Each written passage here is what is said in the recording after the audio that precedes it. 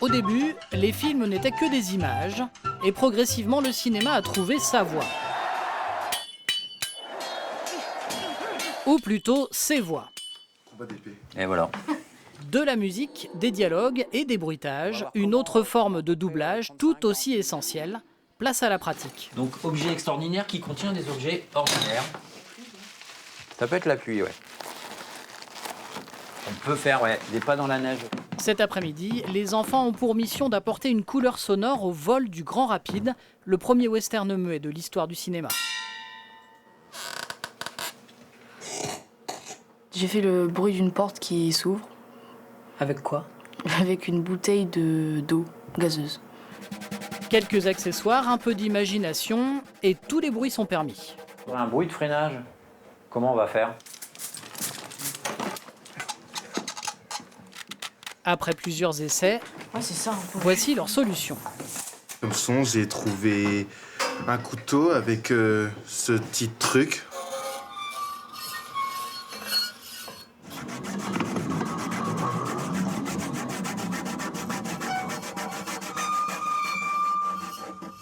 Je pensais que c'était un monteur, il prenait des vidéos sur YouTube ou quoi, et puis qu'il les mettait sur le montage.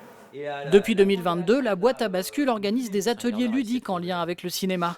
Un éveil artistique proposé à tous les jeunes de la ville de Laon et ses alentours.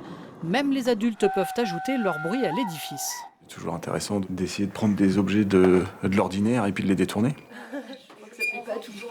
Car en bruitage, chacun ses secrets, un son peut en cacher un autre. Ce qui est génial, en fait, dans le cinéma, c'est de tricher, finalement, et parfois d'obtenir la vérité avec du faux.